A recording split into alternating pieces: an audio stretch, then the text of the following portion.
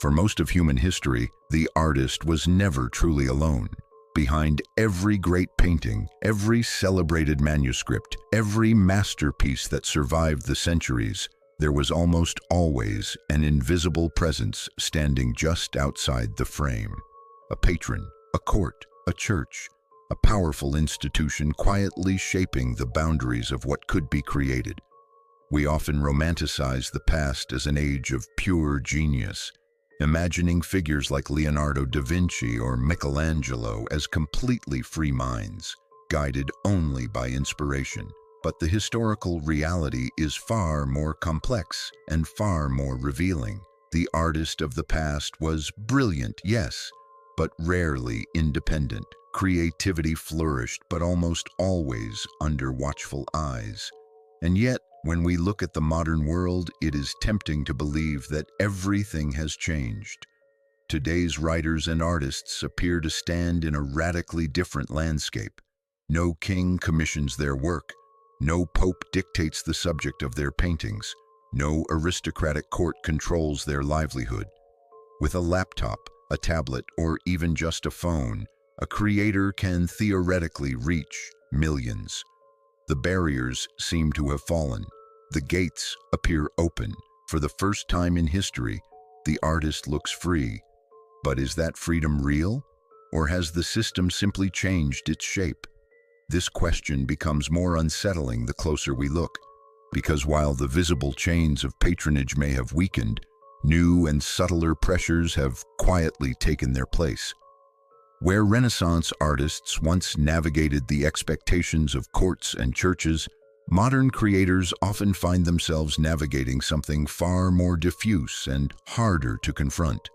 The logic of the algorithm, the demands of attention economies, the silent pressure of metrics, visibility, and constant output. The patron did not disappear. In many ways, it multiplied and became invisible. To understand what truly changed and what did not, we have to step back and examine the deeper structure of artistic life across time. In the Renaissance, artistic production was embedded in a world of hierarchical sponsorship. Wealthy families, religious institutions, and political elites funded the creation of art not purely out of generosity, but because art itself was a form of power. Paintings communicated legitimacy, architecture projected permanence, literature reinforced cultural prestige. The artist in this system was both creator and instrument. Their survival depended on proximity to authority. This arrangement came with obvious constraints. Subject matter could be sensitive. Symbolism had to align with the expectations of those paying the commission. Radical deviation carried real risk, but there was also a hidden stability in this model. Patronage, when secured, could provide long periods of focused work. Large projects could unfold over years. Technical mastery could deepen without the constant interruption of market volatility. The artist's cage was visible, but it was also structured. The modern creator inhabits a very different psychological terrain. On the surface, the barriers to entry have collapsed. Digital platforms have democratized publication. Independent writers can self-publish. Visual artists can distribute globally. Video creators can build audiences without institutional backing. This transformation is real and historically significant. But democratization has introduced its own form of pressure, one that operates not through direct command, but through continuous feedback. Today, creative work often unfolds inside systems that reward speed, engagement, and constant visibility. Success is measured numerically and updated in real time. The artist does not wait months or years for a patron's reaction. The response arrives instantly, quantified in views, clicks, shares, and retention curves. Over time, this environment can subtly reshape creative behavior, not through explicit censorship, but through adaptive self-adjustment. Creators learn what travels. They learn what stalls. They learn, often unconsciously, where the invisible boundaries lie. This is where the historical comparison becomes truly interesting. The Renaissance painter knew who held power. The modern creator often faces something more ambiguous, a distributed system of incentives that rarely speaks directly but constantly signals. No single authority says, "Do not create this." Instead, the environment quietly indicates what will struggle to surface and what will be amplified. The pressure is softer, but also more pervasive. What makes this transformation especially important is that both systems, the old patronage model and the modern attention economy, shape not only what artists produce, but how they think about their own role. In earlier centuries, many artists understood themselves as working within a clear hierarchy. Their relationship to power was visible, negotiated, sometimes tense, but rarely invisible. In the past, the artist was rarely an isolated genius working purely for personal expression. Instead, the artist was deeply embedded within the social, political, and economic structures of their time. To understand who the artist truly was in earlier centuries, we must strip away the modern romantic image of the fully independent creator and look at the historical reality.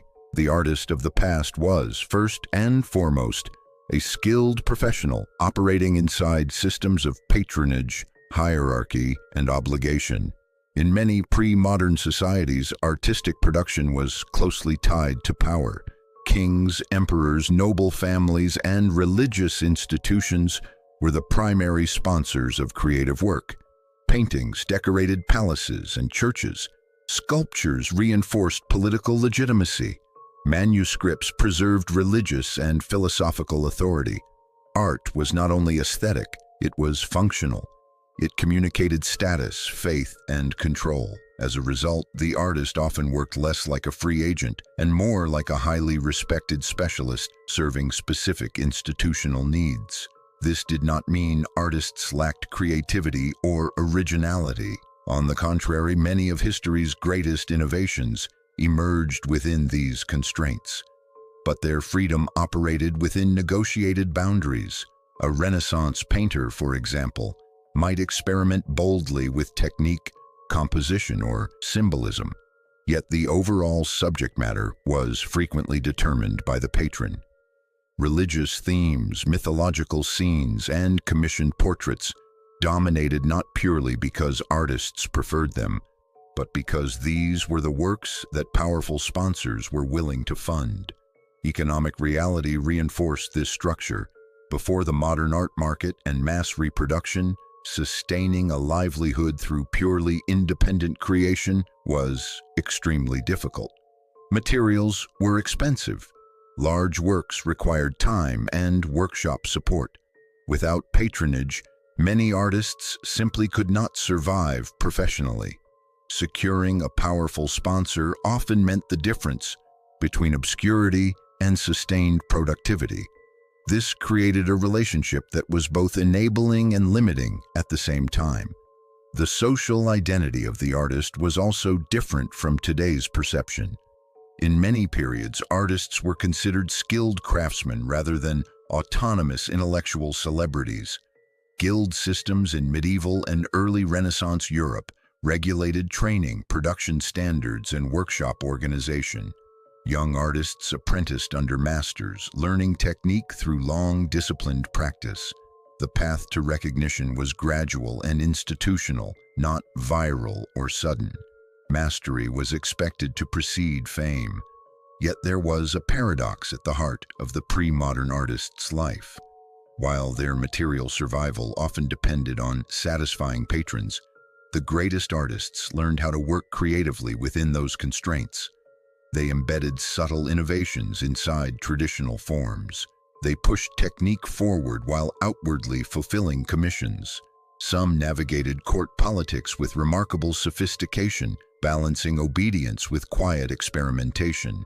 In this sense, the artist of the past was not simply controlled. They were strategically adaptive. Religious institutions played an especially powerful role in shaping artistic production. In much of medieval and Renaissance Europe, The church was one of the largest and most reliable patrons of the arts. This ensured a steady flow of commissions, but also channeled artistic energy towards sacred themes. Visual storytelling became a tool of theological communication. Symbolism had to remain legible within accepted doctrinal frameworks. Artists who strayed too far into perceived heterodoxy could face serious consequences both professionally and personally. Court culture introduced another layer of complexity. Noble patrons often expected art to enhance their prestige, commemorate their power, or reinforce their cultural sophistication. Portraiture flourished in this environment. Architectural grandeur became a political language. The artist's success depended not only on technical skill, but also on social intelligence, the ability to read expectations, navigate elite environments, and maintain favor. Despite these constraints, the pre-modern artist's world did contain certain advantages that are easy to overlook from a modern perspective. Long-term commissions could provide relative financial stability. Major projects were sometimes funded over years, allowing sustained focus and deep craftsmanship. Workshop systems created collaborative environments where skills could be transmitted and refined over generations. The pace of production, while demanding, was not yet governed by real-time global metrics or the relentless acceleration of digital culture. In the end, the artist of the past was neither fully free nor merely a passive instrument of power. They occupied a complex middle position, dependent yet influential. The past was not a golden age of absolute artistic freedom, but it did offer certain structural advantages that are easy to overlook from a modern perspective. While pre-modern artists operated within clear systems of patronage and expectation, those same systems sometimes created conditions that supported deep focus, technical mastery, and long-term creative development in ways that are increasingly rare today. One of the most significant advantages was financial stability, at least for those who successfully secured strong patronage. When an artist entered the service of a royal court, wealthy family, or major religious institution, they often gained predictable support for extended periods. This did not guarantee comfort or wealth for every creator, but it did reduce one of the most disruptive forces in modern creative life: constant economic uncertainty. With basic survival less volatile, many artists could devote sustained attention to complex projects that unfolded over months or even years. Closely connected to this was the possibility of long-duration work. Many of history's most ambitious artistic achievements, cathedral fresco cycles, monumental sculptures, illuminated manuscripts, required extraordinary patience and continuity. The patronage model, for all its constraints, sometimes made such projects feasible. A modern creator often works under pressure to produce quickly and consistently to maintain visibility. By contrast, the pre-modern system, in certain cases, allowed for slower, more methodical craftsmanship. Mastery was expected to deepen over time rather than to perform instantly. Another important advantage was the structured transmission of skill.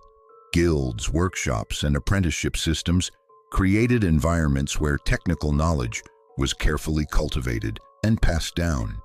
Young artists trained for years under established masters, absorbing not only technique but also discipline, material knowledge, and compositional thinking. This produced a high baseline of craftsmanship across many artistic fields. While innovation certainly occurred, it often grew out of deep technical grounding rather than rapid experimental turnover. The social status of mastery also operated differently. In many historical contexts, exceptional craftsmanship commanded long-term respect once proven. Reputation accumulated slowly but could endure across generations. Today's creators often face a much more volatile attention cycle, where visibility can rise and fall rapidly based on shifting platform dynamics. The older system could be rigid and hierarchical, but it sometimes rewarded sustained excellence with unusual durability. There was also a psychological clarity in the older patronage world. The artist typically knew where power resided. Expectations, while sometimes restrictive, were often explicit. A commission specified subject matter. A patron communicated preferences. Boundaries were visible and negotiable. This clarity allowed skilled artists to develop sophisticated strategies for working creatively within limits. Many Renaissance masters became highly adept at embedding subtle innovation inside formally traditional commissions. None of this should be romanticized as pure creative freedom. Patronage could be restrictive. Censorship risks were real. Artistic direction was often externally shaped. Many talented individuals never gained access to elite support networks. The system was unequal and frequently exclusionary. Yet, from a structural standpoint, it sometimes provided conditions favorable to deep craft, long-term focus, and the patient refinement of technique. The contrast with the modern creative environment is therefore more complex than it first appears. Today's creators enjoy unprecedented tools of distribution and formal independence, but they often operate under continuous visibility pressure, rapid production cycles, and algorithm-driven competition. The artist of the past faced visible constraints but sometimes benefited from temporal stability and concentrated attention. The artist of today enjoys expanded access but often navigates a far more accelerated and reactive ecosystem. Understanding the advantages of the past does not mean wishing to return to it. It means recognizing that every creative system trades one set of pressures for another. The pre-modern world limited artistic autonomy in obvious ways, but it also, in certain cases, protected the slow conditions under which mastery can quietly mature. The present and emerging future offer creative advantages that would have been almost unimaginable to artists and writers of the past. While earlier creators often depended on courts, churches, or elite patrons to survive, today's creators operate in a radically expanded landscape of access, tools, and potential reach. The modern era has not eliminated pressure, but it has fundamentally redistributed power in ways that create new forms of opportunity alongside new forms of challenge. One of the most transformative advantages of the present is direct global access. For most of history, an artist's audience was geographically limited and socially filtered. Recognition depended heavily on proximity to power centers or elite networks. Today, a creator with a modest setup can theoretically reach millions across continents within hours. Distribution, once the greatest barrier, has become dramatically more open. This shift has lowered the gatekeeping power of traditional institutions and allowed previously marginalized voices to enter the cultural conversation. Closely related to this is the unprecedented democratization of tools. High-quality writing software, digital illustration platforms, music production suites, and video editing systems are now accessible at a fraction of the historical cost of artistic production. What once required workshops, expensive materials, and institutional backing can often be accomplished by individuals working independently. This has expanded the pool of potential creators and accelerated experimentation across nearly every artistic field. Creative autonomy has also expanded in meaningful ways. Modern artists are far less constrained by fixed thematic expectations imposed by single patrons. A Renaissance painter might spend years fulfilling religious commissions within narrow iconographic boundaries. Today's creator can pivot between styles, topics, and formats with far greater flexibility. Niche communities, once difficult to reach, can now support highly specialized creative work.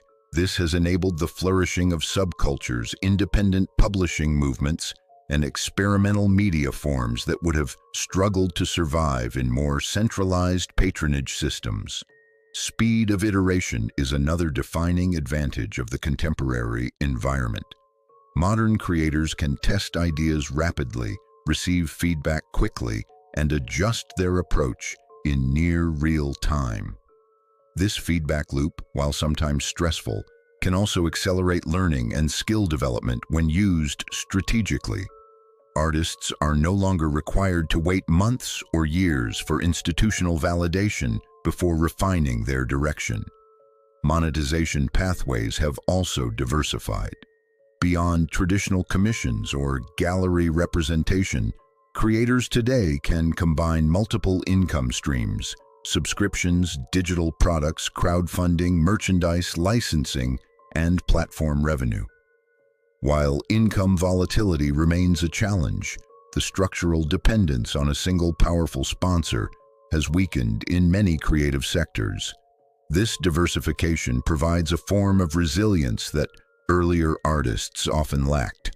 Perhaps most importantly, the modern creative environment has dramatically expanded the possibility of intellectual independence. While social and algorithmic pressures certainly exist, the formal barriers preventing creators from exploring controversial, experimental, or unconventional ideas have generally decreased compared to many historical periods. Artists can publish without prior approval, distribute without elite endorsement, and build audiences outside traditional cultural hierarchies. At the same time, the future trajectory of creativity appears likely to intensify both opportunity and competition. Artificial intelligence, global collaboration platforms, and immersive media technologies are already reshaping the creative landscape. These tools may further lower technical barriers while increasing the premium on originality, voice, and conceptual depth. The creators who thrive in this environment will likely be those who combine technical adaptability with strong intellectual identity. The key insight is that the modern era did not simply free the artist. It transformed the ecosystem in which artistic survival operates. Where past creators navigated visible patronage hierarchies, contemporary creators navigate dynamic attention systems. Yet the present moment undeniably offers one powerful structural advantage: the potential for self-directed creative emergence on a global scale.